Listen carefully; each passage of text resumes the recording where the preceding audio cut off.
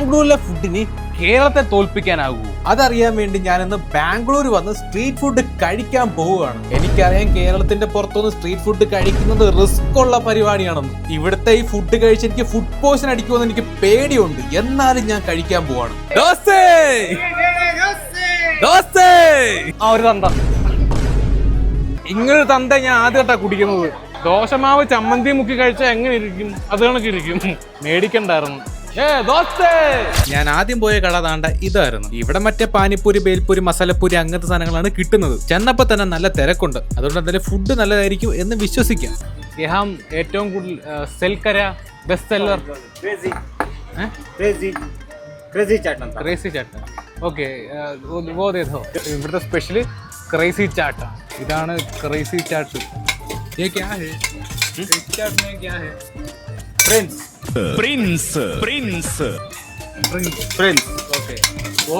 പുതിന ചട്നി, ദഹി. ഓക്കെ,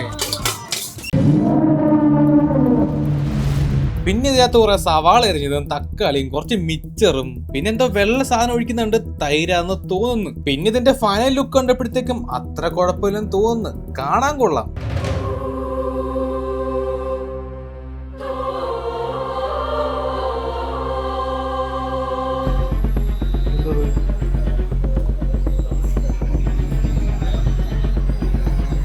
കാണുന്ന കണക്കല്ല, ക്രിസ്പി സാധനമാണ്. നല്ല ക്രിസ്പിയാണ്.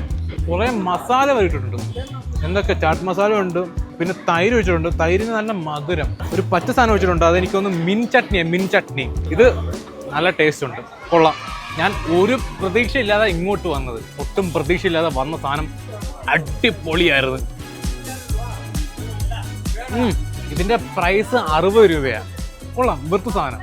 നമ്മളിത് കാണുന്ന കണക്കല്ല, നല്ല മധുരമാണ് സാധനത്തിന്. ഇതിനിപ്പോൾ റേറ്റ് ചെയ്യാനാണെങ്കിൽ 8.5 ഔട്ട് ഓഫ് 10 കൊടുക്കേണ്ടി വരും. കാര്യം വെച്ചാൽ പ്രൈസും വെർത്താണ്, ടേസ്റ്റും വെർത്താണ്. അതുകൊണ്ട് 8.5 ഔട്ട് ഓഫ് 10. ഇതൊന്നും അല്ല ഫുഡ്. ഇനി ശരിക്കും വരാൻ പോകുന്ന ഫുഡ് ലാസ്റ്റ് ആണ്. എന്നോട് ഒരുപാട് പേര് പറഞ്ഞ സ്ഥലം.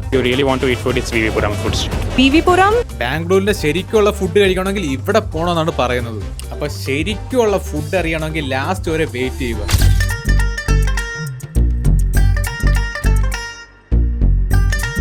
മസാല റോസ്റ്റ്, ഈ മസാല റോസ്റ്റ് ഇതാണ്.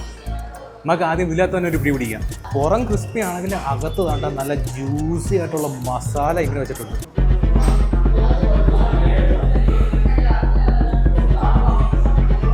ഞാൻ ഭയങ്കര പ്രതീക്ഷയോടാണ് സത്യം പറഞ്ഞ് ഇവിടെ വന്നത്. ഈ ത്രികോണ എന്ന് പറഞ്ഞിരിക്കുന്ന ഷേപ്പും ഇതിൻ്റെ മണമൊക്കെ അടിച്ചപ്പോഴത്തേക്ക് ഞാൻ ഭയങ്കര ടേസ്റ്റ് ആയിരിക്കും.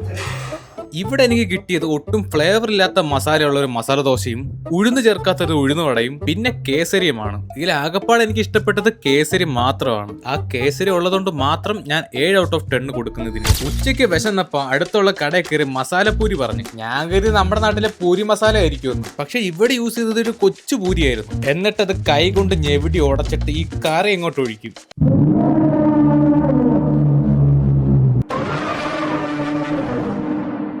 ഈ കറിയുടെ കളർ കണ്ടപ്പോ എന്റെ കിളി പോയി. ഇത് കണ്ടിട്ട് എനിക്ക് കഴിക്കാൻ തോന്നുന്നില്ല. എന്നിട്ട് ഇതിലേക്ക് ഇവന്മാരെ സ്ഥിരം ചെയ്യുന്ന കണക്ക് കുറച്ച് സവാള എറിഞ്ഞതും കുറച്ച് തക്കാളി എറിഞ്ഞതും പിന്നെ കുറച്ച് മിച്ചറും കൂടെ വാരി വിതറി. ഇവർ സ്ഥിരം പരിപാടിയെ മിച്ചർ വാരി എറിയുന്നത്. മിച്ചറിന് ആരെങ്കിലും ഇവർ കൈവശം കൊടുത്തിട്ടുണ്ടോ? പിന്നെ ഇതിന്റെ ഫൈനൽ ലുക്ക് കണ്ടപ്പോ അത്ര കുഴപ്പമില്ലെന്ന് തോന്നി.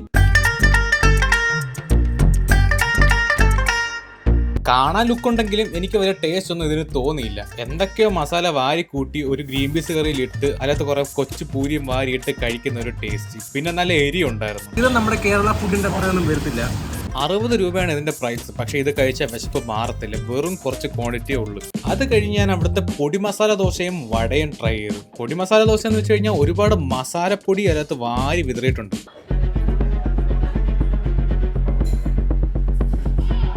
ഈ ചട്നിയായിട്ട് കഴിക്കുമ്പോഴേക്കും ഇതിൻ്റെ ടേസ്റ്റ് ഡിഫറെൻറ്റാണ്. ഇത് അല്ലാതെ കഴിച്ചപ്പോഴത്തേക്ക് എനിക്ക് ഒരു വെറൈറ്റി ടേസ്റ്റ് ആയിട്ട് തോന്നിയില്ല. പക്ഷേ ഈ മിൻ ചട്നി സ്പെഷ്യൽ കേട്ടോ, അല്ലാതെ ദോശയല്ല. 30 രൂപ ഇവിടുത്തെ വടക്ക്. 30 രൂപയ്ക്ക് വെറുത്ത വടയാണോ? ഒട്ടും വെറുത്തായിട്ടുള്ള വടയല്ല 30 രൂപയ്ക്ക് കിട്ടുന്നത്. ഞാനിതിനെല്ലാം കൂടെ ചേർത്ത് ഒരു 6 ഔട്ട് ഓഫ് 10 മാത്രമേ കൊടുക്കുന്നുള്ളൂ. കാര്യം എന്ന് വെച്ചാൽ അത്യാവശ്യം ടേസ്റ്റ് മാത്രമേ ഉള്ളൂ ഇതിന്.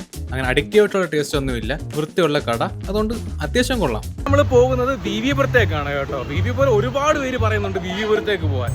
നിങ്ങൾ സബ്സ്ക്രൈബ് ചെയ്ത് വെക്കും. ഞാനൊന്ന് ബാത്റൂം വരെ പോയിട്ട് വരാം. അയ്യോ. നമ്മളെല്ലാവരും കാത്തിരുന്ന ഒരു സ്ഥലം എത്തി, BV പുരം. ഇതാണ് ബാംഗ്ലൂരിലെ മെയിൻ ഫുഡ് സ്പോട്ട്.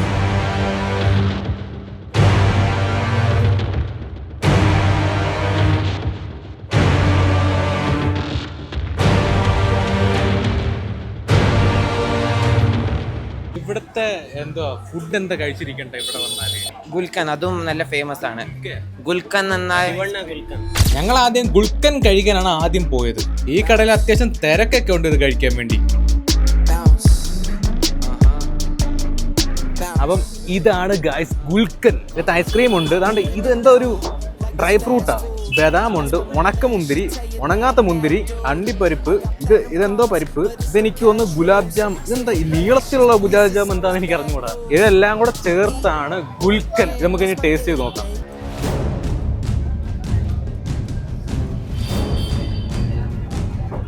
ഇത്ര ഹൈപ്പൊക്കെ പറഞ്ഞപ്പോൾ ഞാൻ ഇത് പ്രതീക്ഷിച്ചില്ല കേട്ടോ. കുറെ രുചികളെല്ലാം കൂടെ ഒരുമിച്ച് വായിൽ വന്നൊരു ഫീലാ. ബദാമിന്റെ, ഉണക്കമുന്തിരിയുടെ, ഉണങ്ങാത്ത മുന്തിരിയുടെ, അണ്ടിപ്പരിപ്പിന്റെ, പിന്നെ ഗുലാബ് ജാമിന്റെ, ഐസ്ക്രീമിന്റെ എല്ലാം കൂടെ ചേർന്നിട്ട് ഒരു മിശ്രിത എക്സ്പ്ലോഷൻ വായിരിക്കും. കൊള്ളാം കേട്ടോ. പക്ഷെ വില കേട്ടപ്പോൾ ഞാൻ ഞെട്ടിയായിരുന്നു. ഒരു 200 രൂപ. ഗുൽക്കൻ എത്ര റേറ്റ് ചെയ്യും നമ്മൾ? എനിക്ക് ഇവിടെ വന്നതിൽ വെച്ച് അത്യാവശ്യം ഇഷ്ടപ്പെട്ടൊരു സാധനമാണ്. നാക്ക് മരവിച്ച് തന്നപ്പോൾ അതുകൊണ്ടൊരു 9 out of 10 കൊടുക്കാൻ പറ്റും. എനിക്ക് തോന്നുന്നു ഇത് മിക്കവാറും ഫസ്റ്റ് അടിച്ചോണ്ട് പോകുന്നു കേട്ടോ. അങ്ങ് ആ സൈഡ് ഒരു ഇഡ്ഡലി കടയുണ്ട്. അതും വളരെ സോഫ്റ്റ്. ഇവിടെ ഈ മല്ലിക ഇഡ്ഡലി എന്നാ പറയോ കന്നഡത്തിൽ. അടുത്ത പോയത് മറ്റേ മല്ലിക ഇഡ്ഡലി ട്രൈ ചെയ്യാനായിരുന്നു. സോഫ്റ്റ് മല്ലിക ഇഡ്ഡലി. മല്ലിക ഇഡ്ഡലി മല്ലിക ഇഡ്ഡലി മല്ലിക ഇഡ്ഡലി. അപ്പം എടുത്തോ.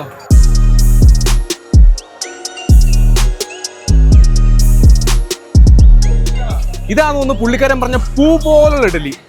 പൂ പോലെയാണോ നമുക്കിങ്ങനെ പൂ പറിക്കുന്ന പോലെ പറിച്ചോ? ഓ ശരിയാടാ, അതുകൊണ്ടാ പൂ പോലെ പറഞ്ഞു വന്നു. കൊള്ളാം കേട്ടോ, കണ്ടിട്ട് കൊള്ളാം. ഇനി തിന്നിട്ടറിയാം കൊള്ളാവോ ഇല്ലയോ എന്ന്.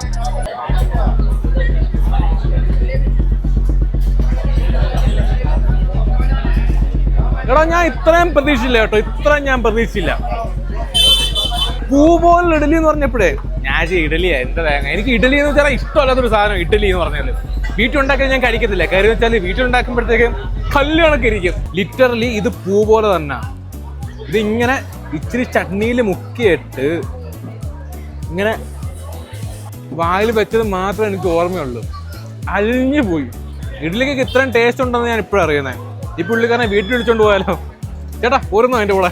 ഇങ്ങനെയൊക്കെ ആയിക്കഴിഞ്ഞാൽ കേരളത്തെ ബീറ്റ് ചെയ്യാൻ കേട്ടോ ബാംഗ്ലൂര്. ഇതിനൊരു 9.5 കൊടുക്കാൻ പറ്റും. 9.5 എന്തായാലും കൊടുത്തേ പറ്റും. ഓരോത്തിന് 50 രൂപ മാത്രമേ ഉള്ളൂ ഇതിന്. സോഫ്റ്റ് സാധനം കൊള്ളാം. പിന്നെ അങ്ങോട്ട് അതെ ഗുൽക്കൻ പറയുന്ന പീടികയില് അവിടെ പെപ്സി മസാല, തംസപ്പ് മസാല എല്ലാം കിട്ടും. അത് വേറെ ടേസ്റ്റ്, നല്ല ടേസ്റ്റ്. ഞങ്ങളുടെ നാട്ടിലെല്ലാം അത് കിട്ടും. അതിന് ഓരോ അങ്ങനെ ഇവര് പറഞ്ഞ കണക്ക് പെപ്സി മസാലയും 7up മസാലയൊക്കെ കുടിക്കാൻ വേണ്ടി ആ കടയിൽ തന്നെ ഞങ്ങൾ തിരിച്ചു പോയി. ഒരു ഗ്ലാസ്സിലേക്ക് എന്തൊക്കെയോ മസാല ഇട്ടതിന് ശേഷം അതിലേക്ക് തംസപ്പ് ഒഴിച്ച് തരുന്നതാണ് തംസപ്പ് മസാല. ഇതെല്ലാം കൂടെ കഴിച്ചിട്ട് ആമാശയം പൊട്ടിച്ചു കയറും. ഇതാണ് പെപ്സി അല്ല തംസപ്പ് മസാല. ഇതാണ് ആ പുള്ളിക്കാരൻ പറയും നാട്ടിലൊന്നും കിട്ടത്തില്ല, അതുകൊണ്ട് വെറൈറ്റിയാ കുടിച്ചിരിക്കണോന്നൊക്കെ. അപ്പൊ ഇത് ട്രൈ ചെയ്ത് നോക്കാം നമുക്ക്.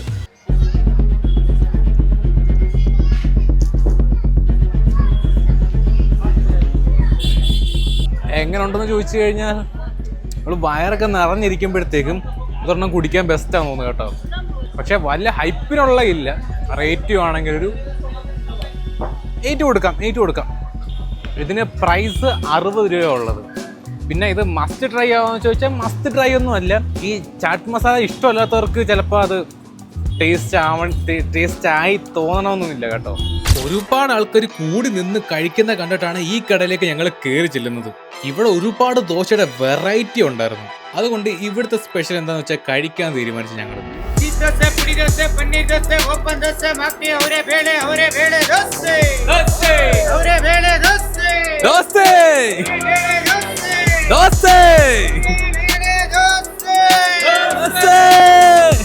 ഭായ് ഏക്ക് ദോശ എനിക്കൂടെ.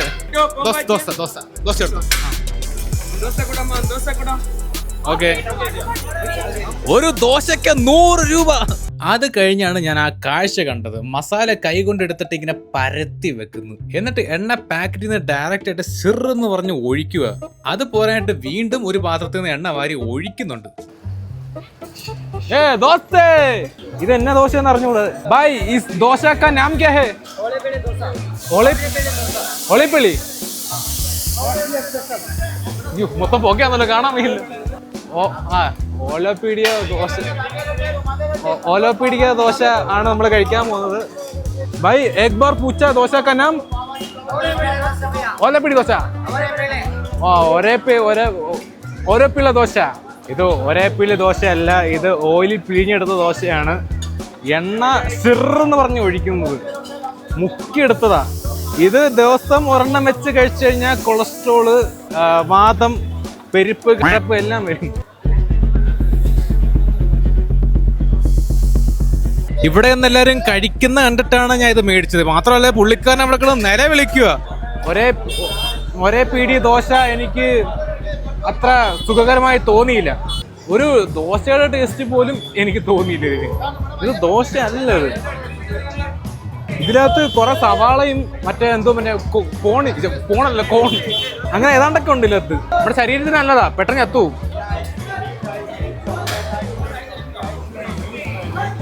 കുറെ മാവ് കുഴച്ച് വെച്ചിട്ട് ദോശമാവ് ചമ്മന്തി മുക്കി കഴിച്ചാൽ എങ്ങനെ ഇരിക്കും? അത് കണക്കിരിക്കും. എനിക്ക് ലാസ്റ്റായിട്ട് ഒരു കാര്യം പറയാനുണ്ട്. ഇതൊക്കെ കഴിച്ച് ഞാൻ ചാവുന്നതിന് മുന്നേ പെട്ടെന്ന് സബ്സ്ക്രൈബ് ചെയ്യൂ. എന്നിട്ട് അതേ കടയിൽ തന്നെ ഒരു ഉണ്ടംപൊരി തിരിച്ചും മറിച്ചു വിടുന്നത് കണ്ട് ഞങ്ങൾ വിചാരിച്ചു അതൊന്ന് ട്രൈ ചെയ്ത് നോക്കാം. एक उंडमपुरी कितना कितना एक चाहिए एक पीस टेस्ट करने के लिए हम कितना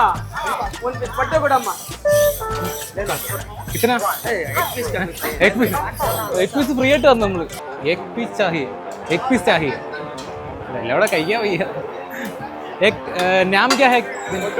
बड्डू है बड्डू. ഇതാണ് ബഡ്ഡു ചട്ടിയിൽ മുക്കി, ചട്ടിയിൽ മുക്കി ഒന്ന് അടിച്ചു നോക്കാം എങ്ങനെ ടേസ്റ്റ് എന്നറിയാലോ. ഇത്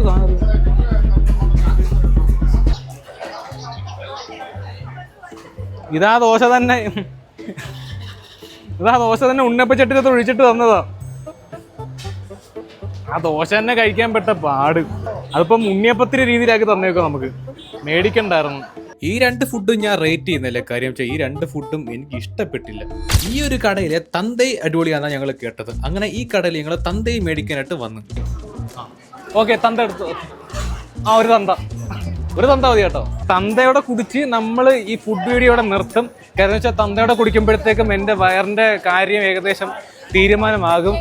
അതുകൊണ്ട് എല്ലാവരും സബ്സ്ക്രൈബ് ചെയ്യണം കേട്ടോ, ഇല്ലെങ്കിൽ എൻ്റെ തന്ത എന്നെ പറക്കിട്ടടിക്കും.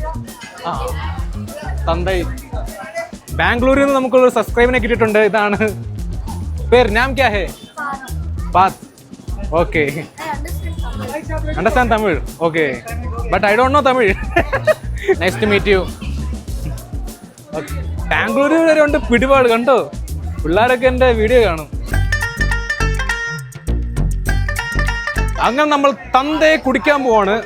എന്നിട്ട് ഞാൻ തന്തയുടെ റിവ്യൂ പറയാം.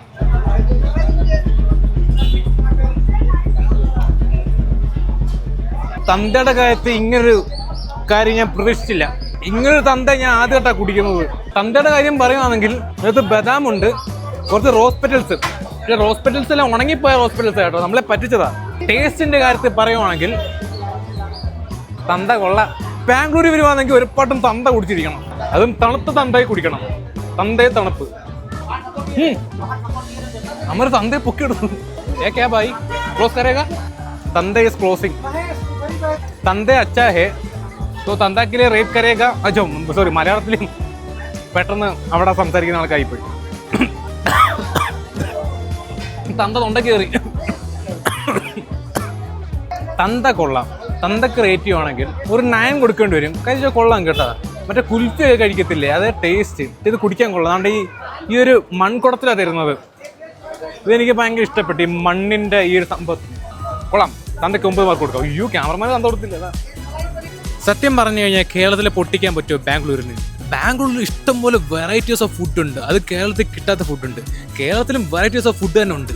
അതുകൊണ്ട് എനിക്ക് തോന്നുന്ന ഒരു ടൈറ്റൈ തന്നെയാണ്. കാരണം വെച്ചാൽ ബാംഗ്ലൂരിനെ പൊട്ടിക്കാൻ പറ്റില്ല കേരളത്തിന്, അതുപോലെ തന്നെ കേരളത്തിനും ബാംഗ്ലൂരിനെ പൊട്ടിക്കാൻ പറ്റത്തില്ല. മനസ്സിലായോ? അതുകൊണ്ട് രണ്ടുപേരും ടൈറ്റൈ ആയിരിക്കണം. Thank you. ബാംഗ്ലൂരിന് കേരളത്തെ പൊട്ടിക്കാൻ പറ്റുമോ ഫുഡിന്റെ കാര്യത്തിൽ? അതറിയാൻ വേണ്ടി ഞാൻ ബാംഗ്ലൂർ വന്നേക്കോ ഞാൻ. വേണ്ട, കഴിച്ചോളൂ.